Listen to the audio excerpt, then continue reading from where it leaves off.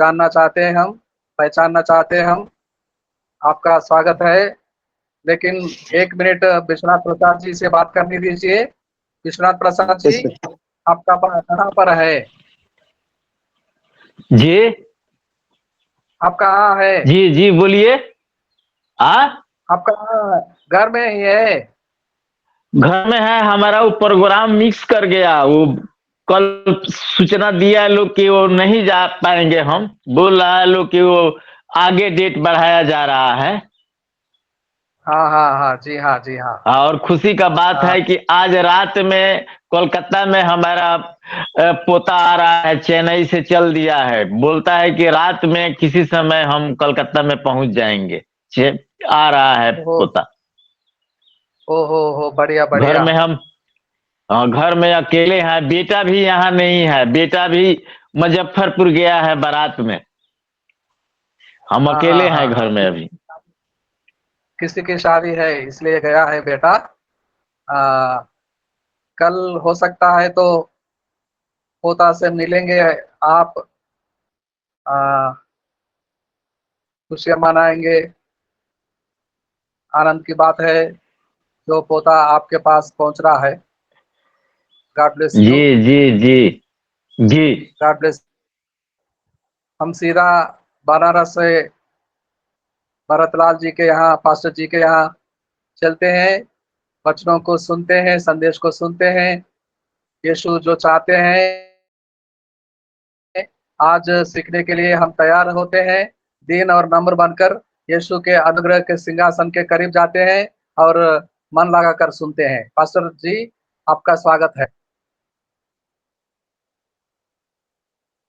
Pastor Bharatlal जी, आपका स्वागत है। परमेश्वर का धन्यवाद और परमेश्वर का धन्यवाद और स्तुति प्रशंसा हुए जो परमेश्वर हम सब को बहुत बड़ी आशीष, दया और अपना ही कृपा से परिपूर्ण करता है। मैं उम्मीद करता हूं कि आप तक हमारी आवाज सुरक्षित पहुंच रही है।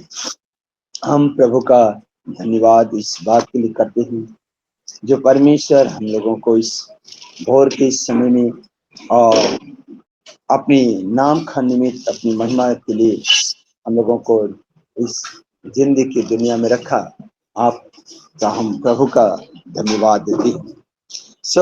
आज मैं आपको बताना चाहता हूं कि हम प्रभु को जाने और प्रभु हमको जाने। प्रभु को हम जाने और प्रभु हमको जाने, जिससे प्रभु की पहचान हमारे जीवन में अधिकाई से बसने पाए। हम प्रभु का इस बात के लिए धन्यवादित हों जो प्रभु ने हमको जाना, हमको पहचाना और अपने नाम में मिलान किया है। हम प्रभु का इस बात के लिए धन्यवाद करें। आइए हम कुछ वचन को देखें। इस वचन को हम देखें जो पहला यूहन्ना की पुस्तक 2 अध्याय और 1 पद से 6 पद के बीच में है।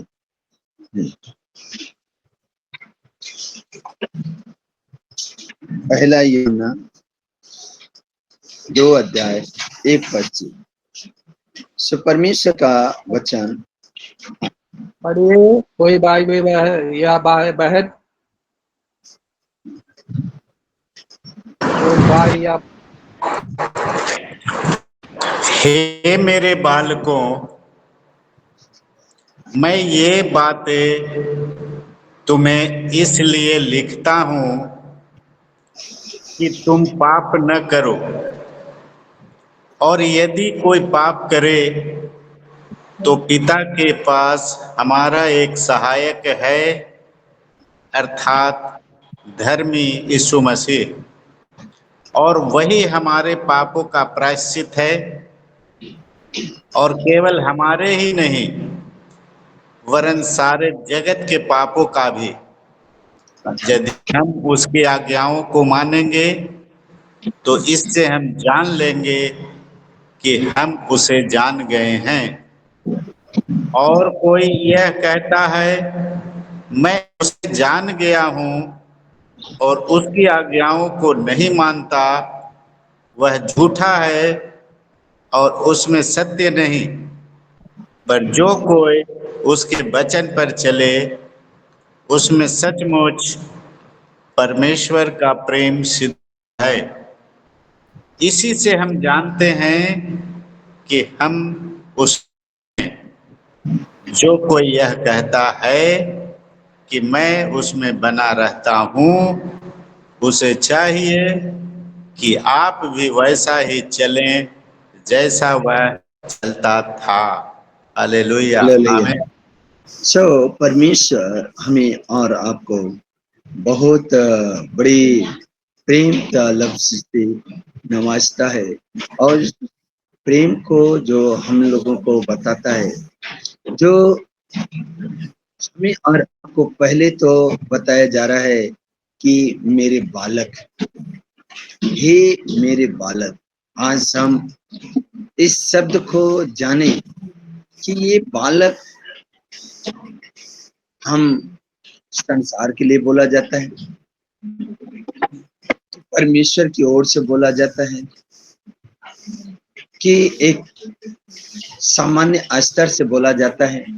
हम इस बातों को विचारें, पर जो हमारा प्रभु हमें और आपको बताता है, कहता है हे मेरे बालकों, हम जितना भी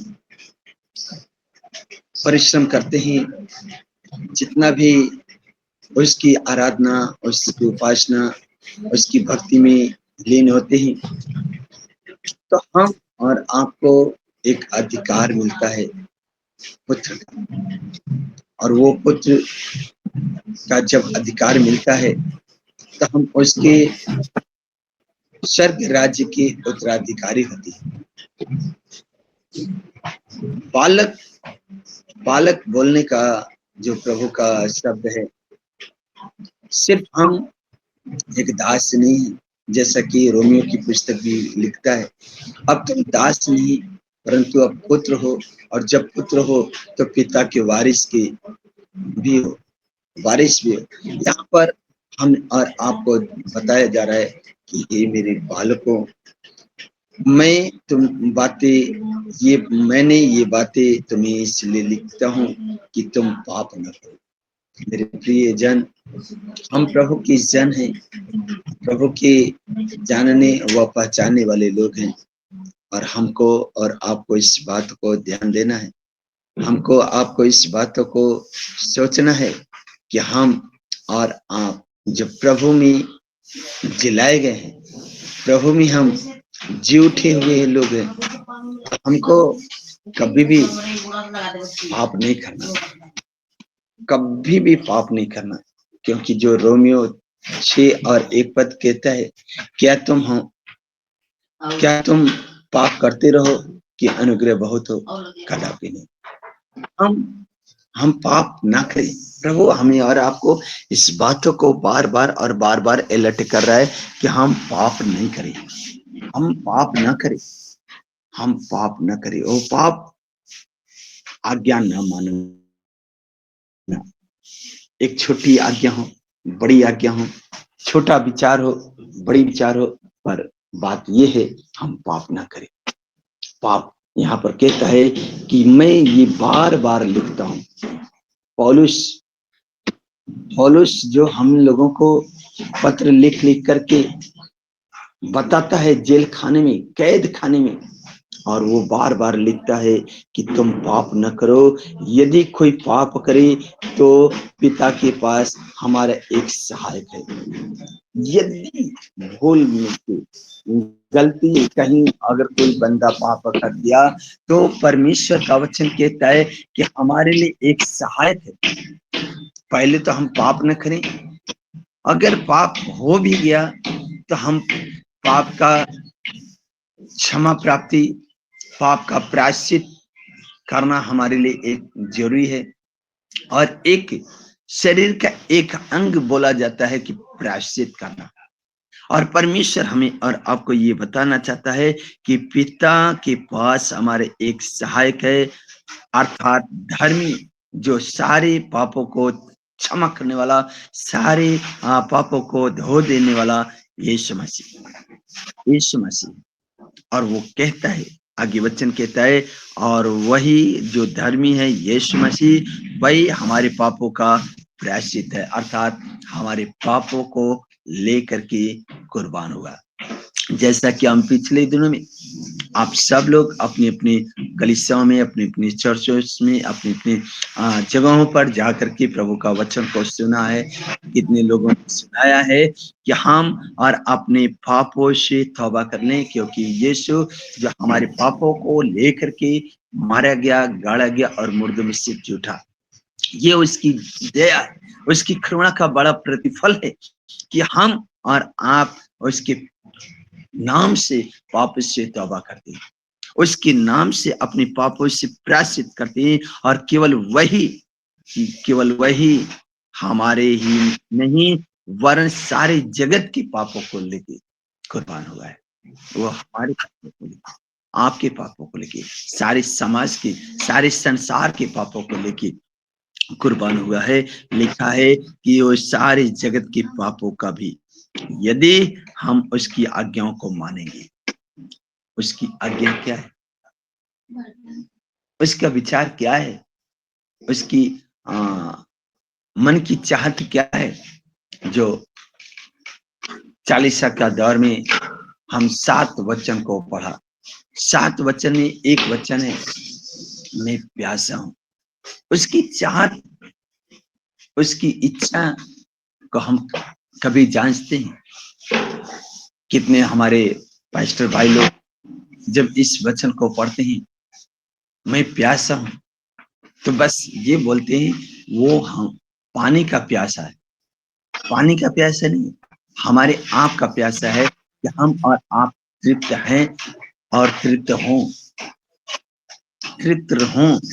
हमारा जीवन में कोई प्यास न हो। और वो प्यास क्या है, क्लियर शब्दों में बोलता है कि लोग प्रभु मुझे जाने, लोग अपने पापों से तौबा करें, और जब प्रभु के नाम से अपने आप को तौबा करते, तब प्रभु का प्यास बुझता है। यहाँ पर प्रभु का वचन कहता है, मेरे प्रिय, मेरे भाई, कि हम उसे जानते हैं, हम उसकी आज्ञाओं को मानेंगे, तो इससे हम जान लेंगे कि हम उसे जान गए, उसे पहचानते हैं।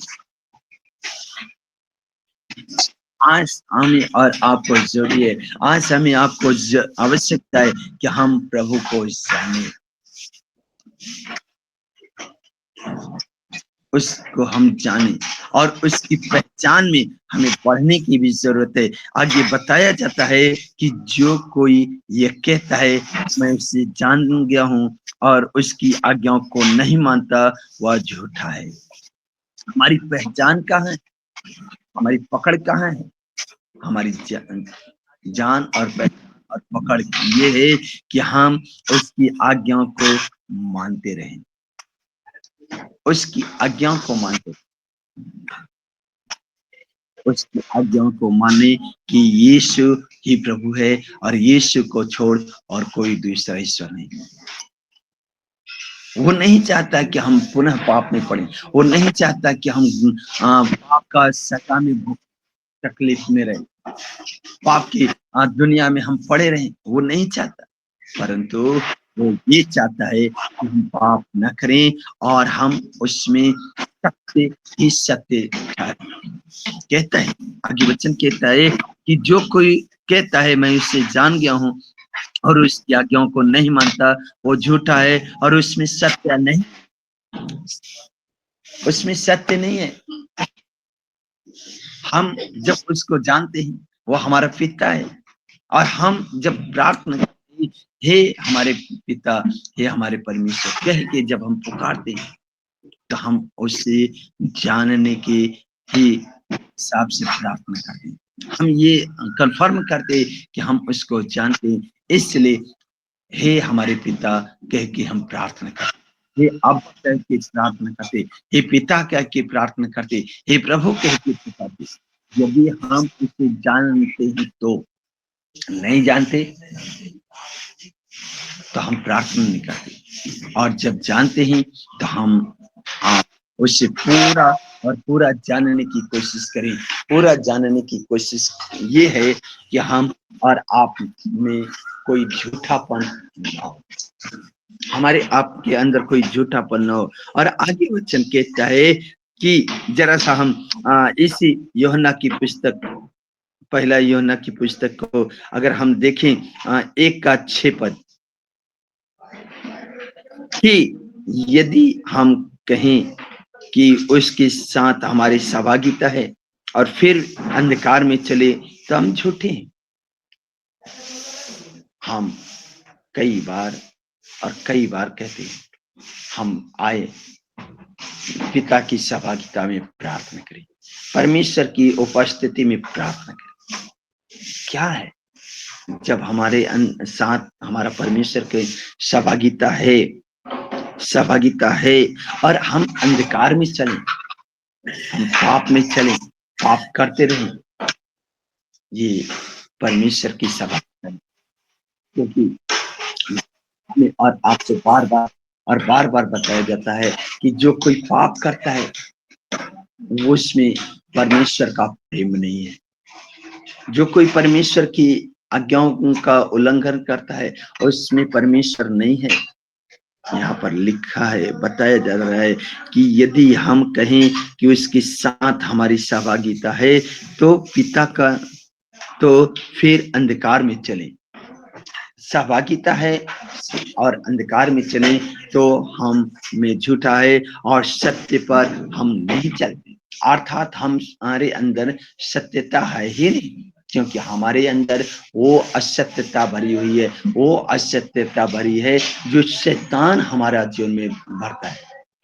हमारा अगर परमेश्वर का सत्यता है तो हमारे अंदर कभी भी असत्यता की बात ही नहीं होगी, हमारे अंदर कोई धोखाबाज की बात ही नहीं होगी, हमारे अंदर कोई प्रलोभन की बात ही नहीं होगी, हमारे अंदर कोई लुचपन की बात नहीं होगी, हमारे अंदर कोई ईर्ष्या की बात नहीं होगी, हमारे अंदर कोई जलन की बात नहीं होगी। ये है हमारे अंदर प्रभु की सहभागिता। यदि सहभागिता है तो हमारे अंदर अच्छाइयां है, अगर सहभागिता नहीं है तो सर हम झूठा है और परमेश्वर का प्रेम हमारे अंदर है ही नहीं। यहाँ पर स्पष्ट कहता है कि पर सत्य पर नहीं चलते हो, सत्य पर नहीं चलते हो। आगे वचन हम देखते हैं, इसी वचन को लिखा है कि पर यदि जैसा वह ज्योति में है वैसे ही हम भी ज्योति में चले तो एक दूसरे की सहभागिता रखते हैं, एक दूसरे की सहभागिता रखते हैं। उस ज्योति, उस सत्यता को हम जाने, जो सत्यता हमारे जीवन को परिवर्तित करती है, जो सत्यता हमारे जीवन को आशीषित करती है, और हम और आप उस सहभागिता को देखते हैं। और कहता है उसके पुत्र प्रभु यीशु का लहू जो सब पापों से शुद्ध करता है, सब पापों से शुद्ध करता है। आगे वचन हम 2 अध्याय का और 10वां पद को, 9वां पद को देखते हैं। तो यहाँ पर लिखता है, जो कोई ये कहता है कि मैं ज्योति में हूं और अपने भाई से बैर रखता हूं वो अब तक अंधकार में ही है। जो कोई ये कहता है कि मैं ज्योति हूं, हम कितने पासवान, हम कितनी प्रभु की वक्ता, कितने प्रभु की नाम से विश्वास करने वाले लोग, हम छाती ठोक करके कहते मैं यीशु को जानता हूं, यीशु को मैं पहचानता हूं, पर हमारे अंदर एक बात की कमी आ जाती है कि हम अपने भाई से प्रेम नहीं रखते। जब भाई को देखते ही हमारा जी खौल उठता है, हमारा मन चिलचिला उठता है कि हमारा भाई हमारे सामने कैसे आ गया।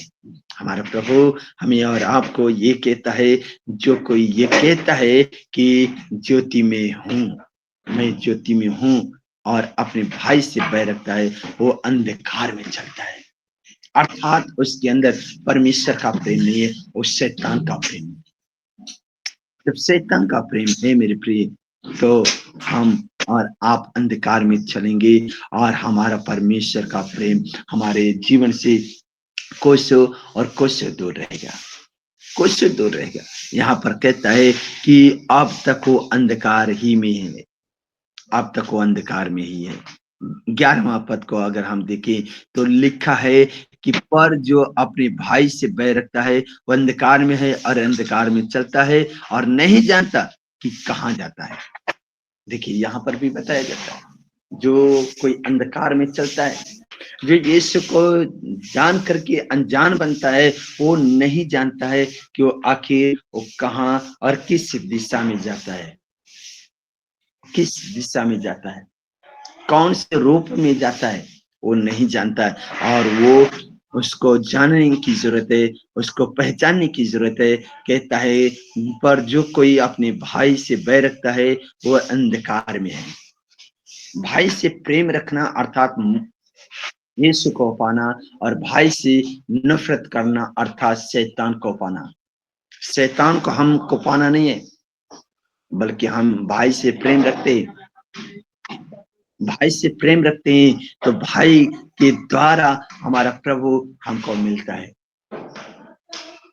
भाई को पाने से हमारा प्रभु हमको मिलता है। भाई से हम दूर रखते होगा तो हमसे प्रभु दूर हो जाएगा। यहाँ पर हमें और आपको ये बताया जाता है कि हम अंधकार में हैं और अंधकार में चलता है, हम अंधकार में चलता है।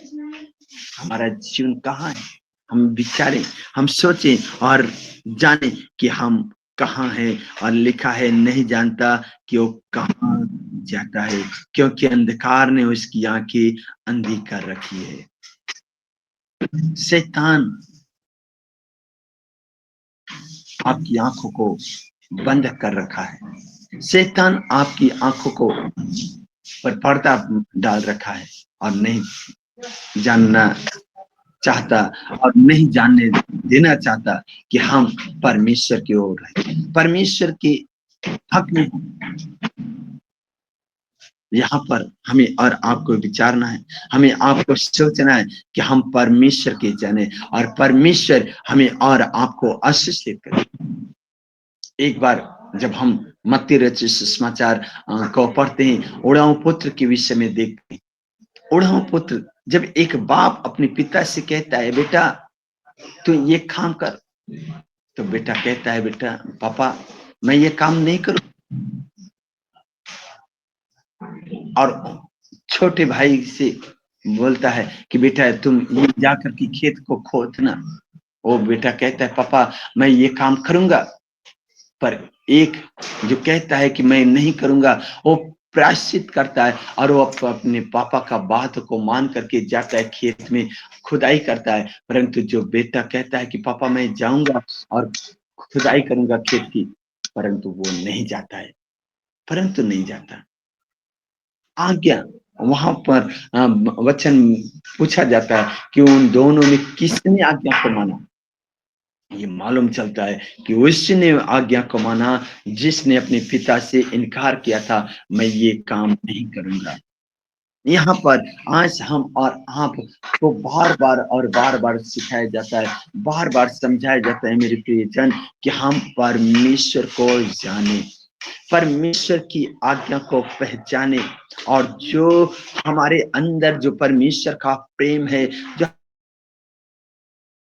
हमारे अंदर परमेश्वर की आत्मा है, जो हमारे मनों में कूट कूट के डाला गया है, हम उस बातों को जाने कि हमारा परमेश्वर हमसे कितना प्यार करता है, हमारा परमेश्वर कितना प्यार करता है। और वो नहीं चाहता है कि हम और आप उससे दूर हो, वो नहीं चाहता है कि हम परमेश्वर के वचन से खफा हो, परमेश्वर नहीं चाहता है।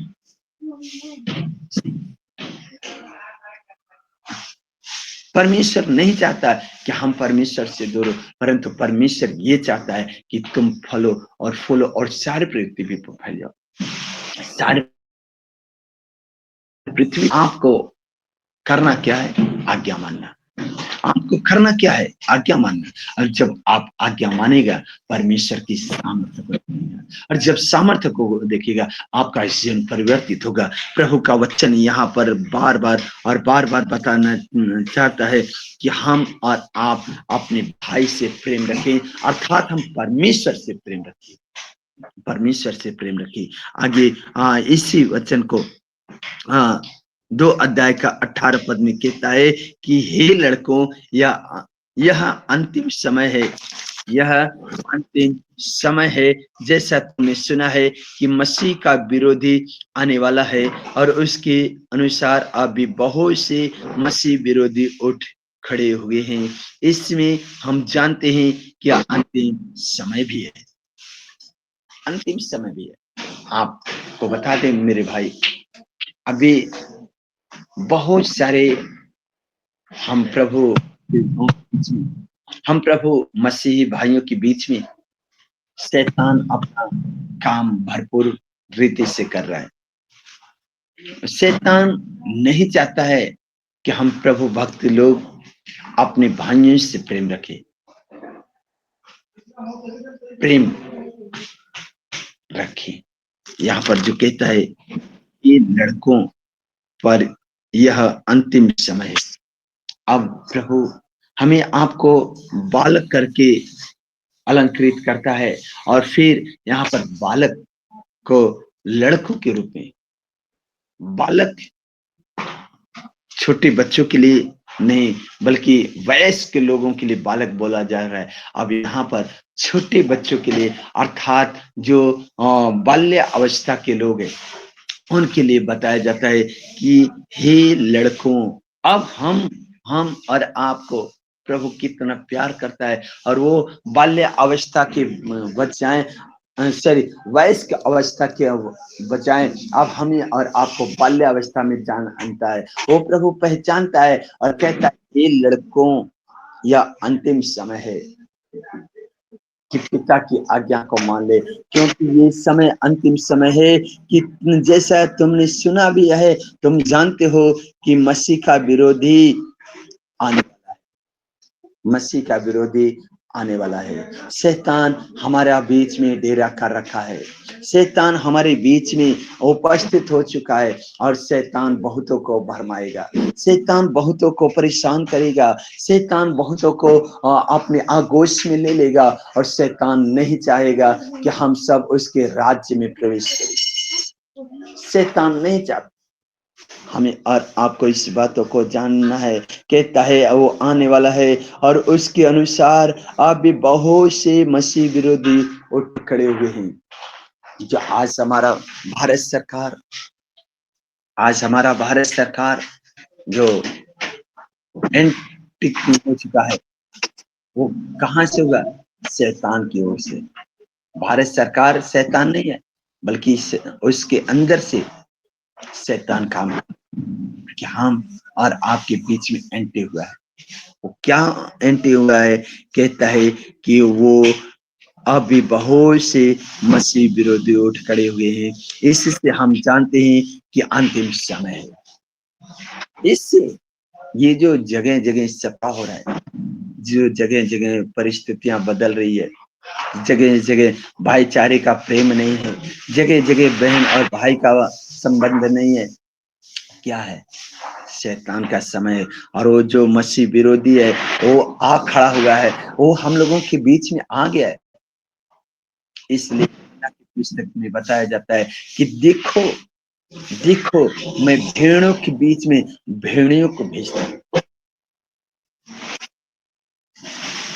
हमें और आपको अलर्ट हो जाना है, हमें आपको सावधान होना है कि हम शैतान के फंदे में ना फंसे। और आगे वचन कहता है, आगे वचन को अगर हम देखते हैं तो लिखा है इसी यूहन्ना की पुस्तक और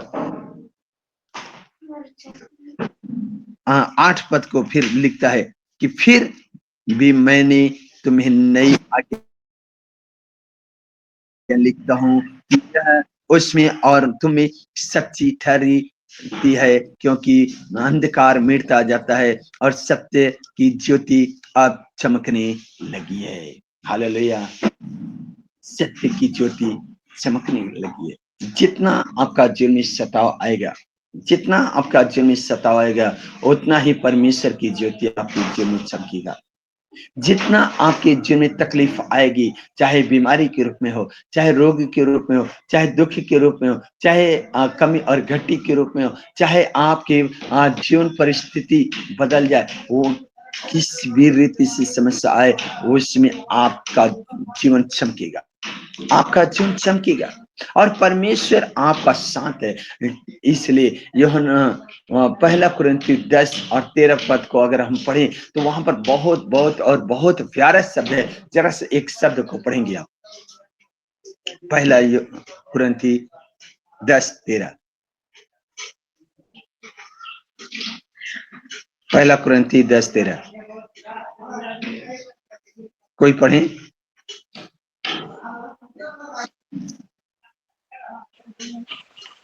तुम किसी ऐसी परीक्षा में नहीं पड़े जो मनुष्य को सहने से बाहर है। परमेश्वर सच्चा है और वह तुम्हें सामर्थ्य से बाहर परीक्षा में न पड़ने देगा, वरन परीक्षा के साथ निकास भी करेगा कि तुम सह सको। आमीन आमीन। पर तुम परीक्षा में किसी ऐसी परीक्षा में नहीं पड़े जो मनुष्य के सहने से बाहर है। हमारे जीवन में जो परिस्थितियां है, जो हालात है, वो कोई मनुष्य की ओर से नहीं, जो शैतान की ओर से है। और मेरे प्रिय, आपको जानना है, आपको पहचानना है कि शैतान आपको परीक्षा में डाल रहा है। शैतान नहीं चाहता है कि आप परीक्षा में पढ़ो, मुझसे पास हो, पर परमेश्वर आपकी सहायता करेगा। शैतान की परीक्षा से परमेश्वर आपकी रक्षा, सुरक्षा और मदद करेगा, जिससे आप परमेश्वर का सदैव धन्यवाद और सर्वदा महिमा देने पाए। एक और शब्द को हम पढ़ेंगे और वो शब्द पढ़ करके हम प्रार्थना में लास्ट करेंगे। तो यहाँ पर पहला तीमुथी की पुस्तक 1 अध्याय का 15 पद को यहाँ पर लिखते हैं कि पर यह बात सत्य है और हर प्रकार से मानने के योग्य भी है। और यह बात सत्य और हर प्रकार से मानने की योग्य है कि मसीह यीशु पापियों का उद्धार करने के लिए और जगत में आया, जिनमें सबसे बड़ा मैं ही हूँ। अर्थात हम अपने पापों को मान ले, हम अपने गुनाह को मान ले, जो सबसे बड़ा पापी मैं हूँ, सबसे बड़ा पापी आप हैं, सबसे बड़ा पापी समाज है।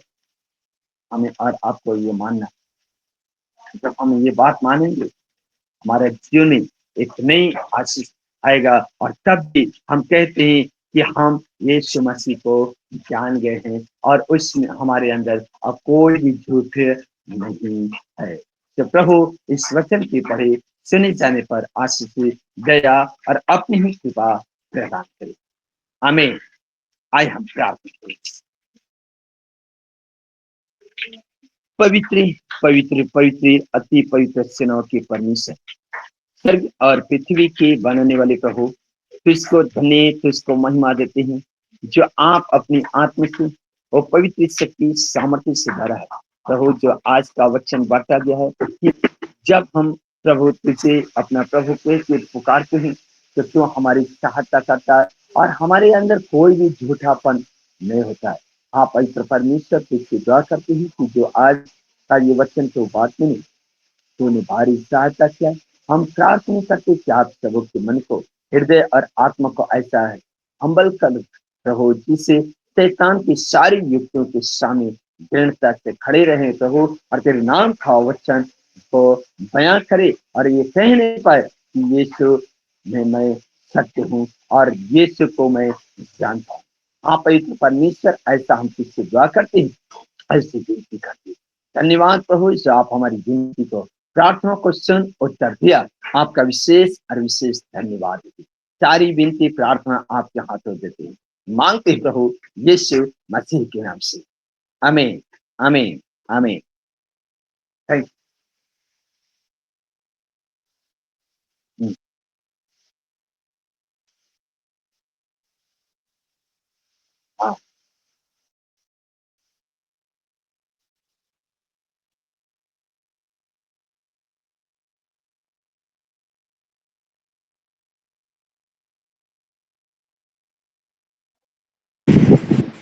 जी मैम, सभी को जय से धन्यवाद देते प्रार्थना के लिए, विश्वनाथ प्रसाद सर को सुंदर से भजन के लिए धन्यवाद देते आपसे